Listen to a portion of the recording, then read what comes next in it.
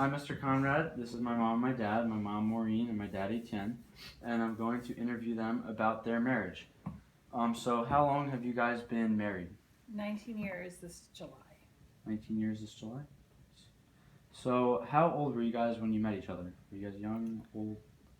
We were young, 22 and 23 years old. Did you guys meet in college or like in We work? met at work. At work? First job out of college in 1994 Where did you guys work? at Investors Business Daily, a newspaper. Do you guys like work in the same sector or like same floor? We That's how you both worked in advertising in different departments. Nice. So describe your courtship. How did you guys start to get to know each other through work and all that? We got to be friends first. We had different groups of friends that we would kind of hang out and talk, and then we had special projects to work on together. We got to know each other a lot more, and always started laughing with each other. And then we started dating and spending more time. So why did you guys decide to get married? Why did you guys think you were the perfect couple to get married?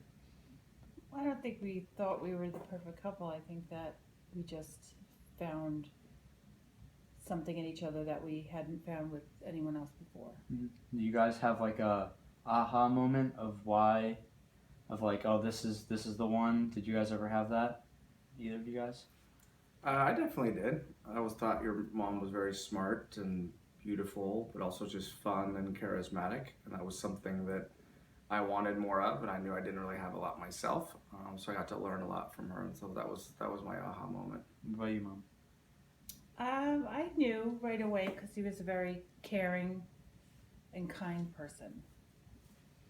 So describe your engagement. How did that go down? How did you guys We get were engaged? engaged for a year and a half Mhm. before we got married. So I surprised her with a trip to Hawaii, and I did it to be spontaneous, and I worked it out with her bosses, so she would have to get up very early in the morning as I was packing for my trip. And so I thought it would be fun and exciting, except I didn't plan out everything exactly. The weather didn't quite cooperate, so the actual proposal in Hawaii went a little sooner than I thought it would in order to dodge Mother Nature the next day. But it all worked out. So is that like could you elaborate a little bit? Was that the crazy day we talked about before? Yeah, it was one of the crazy days. I had it all set up so we were going to go hiking in the mountains and maybe even a helicopter ride in Hawaii. But it was a huge storm hitting the next day, so I had the idea to take her for a walk on a black sand beach. As we started to do that at sunset, the wind and the waves kicked up and it turned into a sandstorm practically, but I still proposed to her and she still said yes. So what did you think of that, Mom? Were you impressed? Or I knew I was really surprised by the trip. I knew he was going to propose when I was walking in the windstorm, and it was comical. It was very funny, but came from a really sweet place. So, how old were you guys when you got married? So we were 26? Yeah, about that. Yeah, 26 years 26? old. Where'd you guys get married? In Scotland. Scotland? In Helensburgh, Scotland. Helensburgh, Scotland. Nice. So, what were each of you looking for in a spouse before all of this happened, before the engagement, before you got married, like kind of like how I'm in high school, I'm thinking about that in the future. What were you guys looking for? I really wasn't looking for anything. I was just living my life, and I think that we found each other. Yeah, I had thought about who I would like to marry in life, but didn't have like a set, expectation. What struck me with Maureen so much was just her take on life. She was much more spontaneous and not as structured, and I always was. Mm-hmm. So that complemented a big side of me, and it's been a big part of why we're still together. I think that's the part we definitely do, complete one another.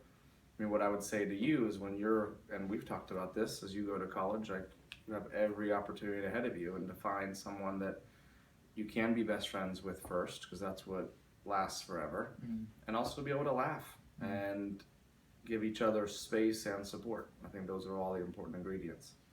So, To follow that up, how does the reality of marriage compare to your expectations of what marriage would be?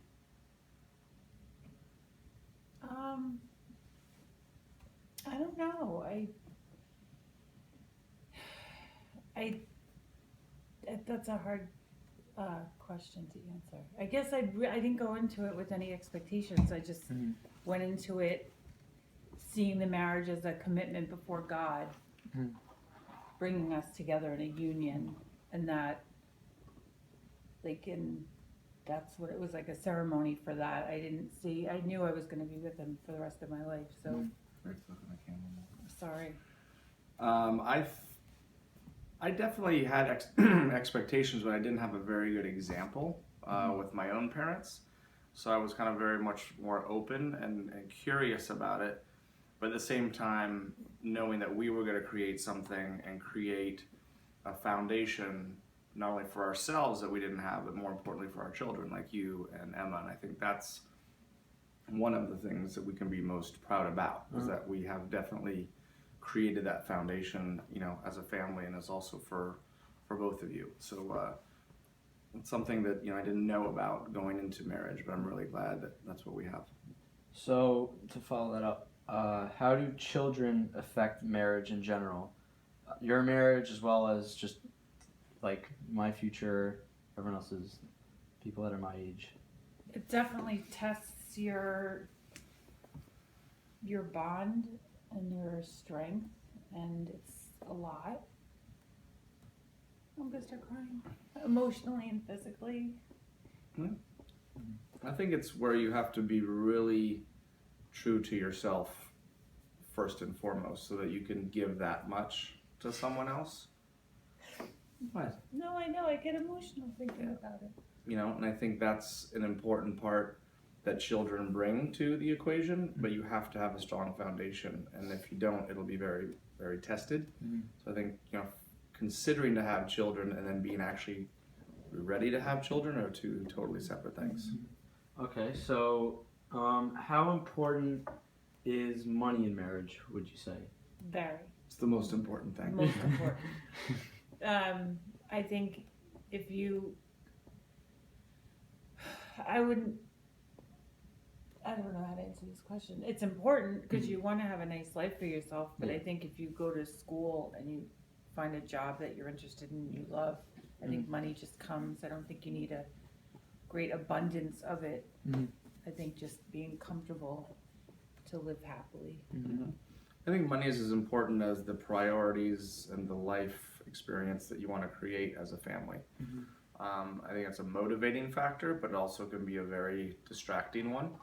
And I think, as long as people know what the value of that money is and what it takes to create that value and that money in order for everyone to enjoy those life experiences and it's not taken for granted, then I think that's where the true value of money comes in. What about similar like moral values and religion in marriage? Very important. Yeah, I think it's an anchor to what families need, and I don't think, particularly in this day and age, there's enough communication and thought behind it, and reading that goes behind it, and the spirituality of I personally think of God at least a half a dozen to a dozen times a day, not seeking something out, but just to be in tune and be in touch. And I don't think that's something that enough people in this world do. So, playing off of that, you were born in New York and you were born in California, and you have French side of the family and Scottish side of the family. How does cultural background play into marriage as a whole? Because I feel like it plays a big role in our family, at least, because of the two different cultures. You want to field that one? Sure. I think it's a huge factor. I've learned a lot about Maureen's side of the family, and she's learned a lot about mine, particularly being an only child and a only child of a French mother who likes to be involved in life. I think we've all benefited from that, but not understanding or having even communicated the cultural expectations, they're not really differences as much, would have been and still is an important communication conversation in this day and age, but I think it's important, and it's what brings us together. What about educational background, like schooling, college? I went to Wilmington College. I had some college experience. Yeah, I think it's fundamental. I mean, I went to UC Santa Barbara, and it framed for what I was at that time and the importance of education and creating an opportunity going forward. But yeah, I think it's fundamental. And again, what Maureen and I think is important in marriage and family is that, again, you create that foundation and expectation. I mean, you and Emma both have an expectation to not only do well in school, but be socially enabled and active, and also go on to a college education. And then the last kind of bit of this compound question would be, how important is age differential in marriage? Do you think age matters? Does it not? How much is too much? I think it does, especially if you're looking to spend your entire life together. If one person's a lot older, I think that could be really trying later on in life. I mean, I'm older than you. Right, by a year. True, but still, Right. it's a year. No, I think it's, you have more in common with people closer in age. And you have a lot of just shared experiences built in, so you don't have to, explain backgrounds or what was going on or music. You have a lot of kind of built-in, shared experiences. So, in my personal opinion, I think age and being around the same age just leads to a stronger foundation. So what advice would you give teenagers who are dating and thinking about getting married later on in life? What kind of pointers would you give them? Take your time. Don't rush into anything. Take care of yourself and your own personal growth first, and don't look to anyone else to do that for you. And just go into it knowing that it's going to be forever, and take it very seriously. Yeah, and just, communicate. I think at a younger age, in like teenage years, you're still figuring out a lot about yourself and the direction, what's important. So try to figure that part out about yourself. You got to give yourself time to go through those life experiences and through college. And trying to do that with someone else can sometimes not allow you to, fully form or mature into that real person that you are. So, what advice would you give to now, fast forward, give to a young married couple that is experiencing marital difficulties and/or thinking about divorce? I would say exhaust all possibilities before you consider divorce. But why am I getting emotional? No, I agree. And I think first you have to look at yourself. And if that is a road that you're going down, you've gone down it for quite some time, maybe even before you've realized it. And it's because you haven't been true to yourself or those that are around you, or open and transparent. And that's where a spouse comes in. They're there to help you in the time of need. But if you don't identify that, or you're not open to that, then no one can help you. So I definitely agree. You have to exhaust, all options and put in the work. And it's a lot of work and a lot of trust and some, unhappy times, but know that there's a greater good and a greater calling, and God has given you a reason to have come together, and you need to believe in that reason and get to the bottom of it. And important, more like I learned, is that you always think marriage is high highs and low lows, but the majority of marriage is just staying even through it.